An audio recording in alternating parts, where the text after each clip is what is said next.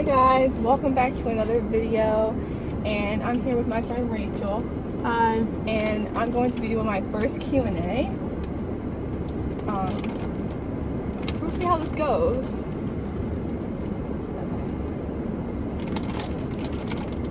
It's like for both of us.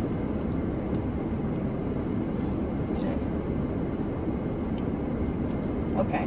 This is the first question. How do you respond to frustration? A lot of different ways. Don't want to name it. For me, how do I respond to frustration? I think a lot of different ways. Sometimes I might cry, or I actually might not say anything at all. Let's see. What color scheme do you want your future house to be?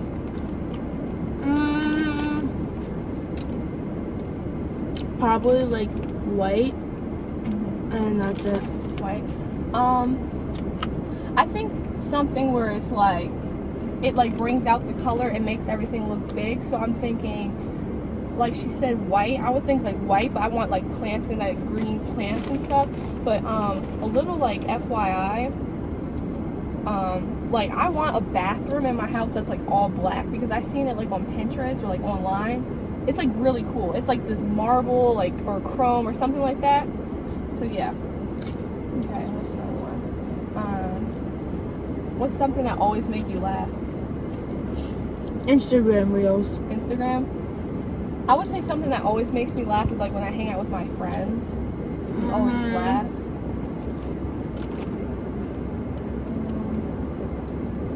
Let's see. What's something that motivates you?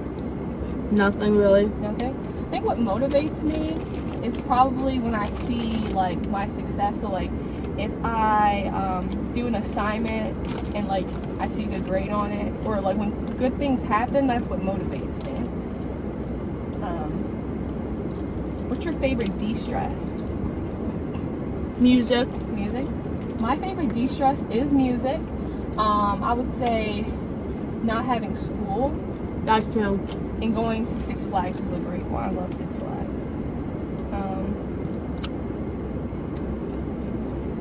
What's something you've been curious about? I don't know. There's a lot of things I've been curious. Oh, how does a plane stay in the air? Like, I know the engine keeps it like staying up in the air, but like what else? The wind. The wind. Like, I always thought of that. What's something that you're grateful for today? Having good grades. That's good. I would say something I'm grateful for today is probably like spending time with friends. That too. Let's see. What's something you're looking forward to in the future? I think for me, something I'm looking forward to in the future is graduating, buying my own place, and just making money to support myself.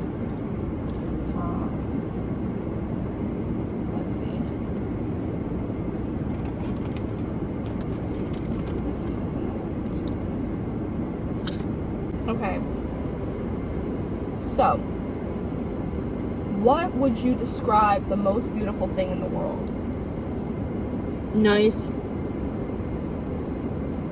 Like the word nice? I would say that the like most beautiful thing about the world, I mean, there's so much. Like when you go outside and you see like the blue skies, the clouds, the green trees, and it's like it feels better being outside rather than inside, because it feels real outside, and inside is just your inside. And I like yesterday I went outside and I just thought about that, because it just felt beautiful to be outside, and it's a nice like mental cleanse and just a release. So, okay.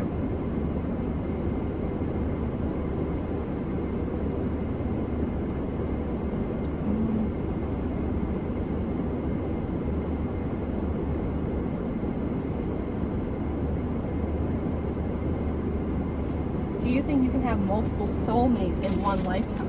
Yes. In one life? Multiple? Like, how much is a multiple? I don't know, but I feel like I can. I like different guys at the same time. thought they would work but did not? Multiple.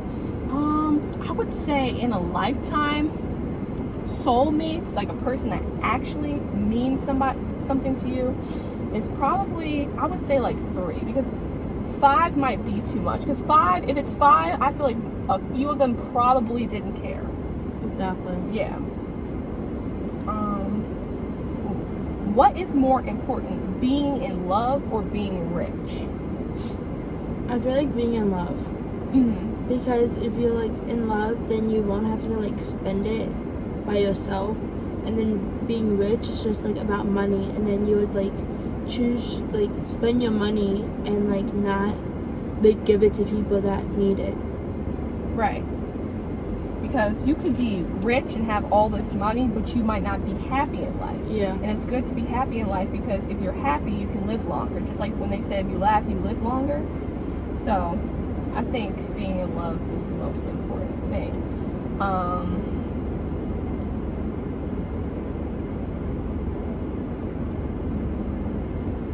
Let's see.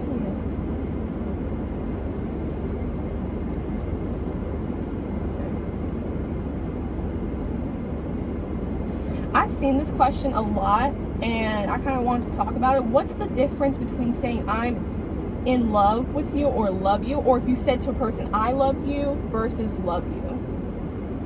I don't know. That's a hard question. Because I think the I in the statement is saying I as a person, but just love you is just like love you, you know. So I thought about that. What are some lessons in life that you're learning right now? Nothing really. Lessons that I'm learning in life. Let me see. Wow. Lessons that I'm learning in life. I think one thing you'll notice that you will be more happier when you stay with your family. Is it about to go wrong? That's what it looks like. If you're with your family and a little bit of your friends, instead of having so many friends, it's just your little bit of friends and your family. What I've learned from that is like you'll be more happier. Yeah, I agree. It's like if, like for example, like you have family that like live far away, and like you're the only one that lives where you are now, then you don't really see them as much, and then they won't like come in and travel. But then if you're in like one place, then you can like visit them and see them. That's true. Let's see, what's another lesson that I'm learning? What's another one? Be grateful for what you have. Yeah. Because you can lose it like just like that. Like I always think to myself, like the things that I have a roof over my head, I have parents, and I have friends that I love, and I just like think that some people don't have that stuff. Some people don't have a family or have a roof over their head or have friends at all. Some people have nobody. So I always think about that and be grateful for that. Let's see. Why do you think people respect the dead more than the living? Because like, I don't know, because I feel like they don't respect the dead people at all, because like when someone like was dying that I know, they were like, the people were disrespecting the person that lost their loved one. And then they ended up at like a family function, and they thought they weren't coming. So it's like they really don't respect the dead or living. It depends on who or what the type of person it is. When I think about it, I think why they ask why do people respect the dead more than the living, I feel like because when a person's alive, like they're just there, but when they're dead, like you think, wow, they're actually gone, and you don't have that person. So it's like now that they're gone, you're trying to how do I say it? Trying to like memorize them, and then respect them, respect their family. Right. And some people don't do that. In one sentence, what would you tell your younger self? So like, we're 16 now, or she's going to be 16 soon. But what would you tell yourself at 10 or 5? So what I would tell myself actually at 6 is that I wouldn't be like, I wouldn't believe that I'll be able to like do this of how I'm doing it now. taking care of everyone, stepping up. And then like when I was like 6, I had like 2 parents that I really didn't have to do it, and now I just have like 1. So I guess that's what I would like tell myself, and I still do. That's good. I think what I would tell my younger self is don't stress. What you're stressing about now is nowhere near as the amount of stress that you're going to have later on in life, because you're stressing out about the little things. But think about when you're older and you have to pay bills, or if you're in a relationship or have kids. I would tell myself, just be a kid, you know, and don't stress out about these things.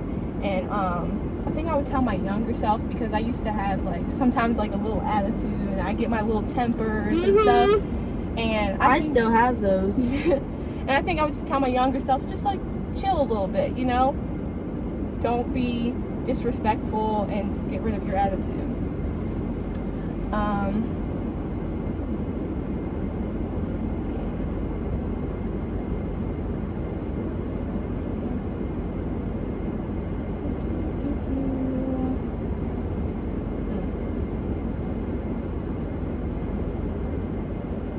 What emoji do you use the most, and why? So I'm not really an emoji type of person. So it's like I hate when like people use emojis, because like you just like never know why they do it. But if I do use an emoji, it's mostly the crying one, because like when like one of my friends actually had to like go home sick, and I can only go in that class if that friend's there.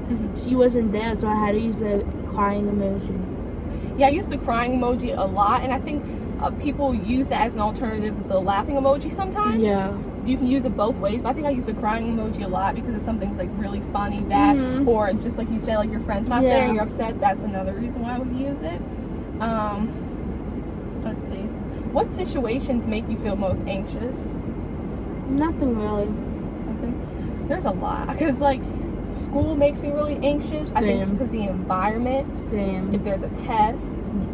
Totally. Yeah, and that's what makes me anxious. But when I get home, it's like a release. It's crazy because it's like you're at school and everything's going on. When you go home, it like goes away. So like school is like the only thing that makes me the most anxious. Yeah, exactly. What's something you could talk about forever? What's something you can talk about forever? About me being 6 on Christmas Day. That would never leave my mind. It's something I cannot talk about that I couldn't stop talking about. Probably like my love for things, like whether that's an animal or a food. Like I cannot stop talking about my love for things, or if I have a love for a person, then that's something. Totally. Like I think that's something I can't stop talking about. You can't. Yeah. I hope you guys enjoyed the video. Don't forget to like and subscribe, and our social medias will be linked in the description box down below. Bye.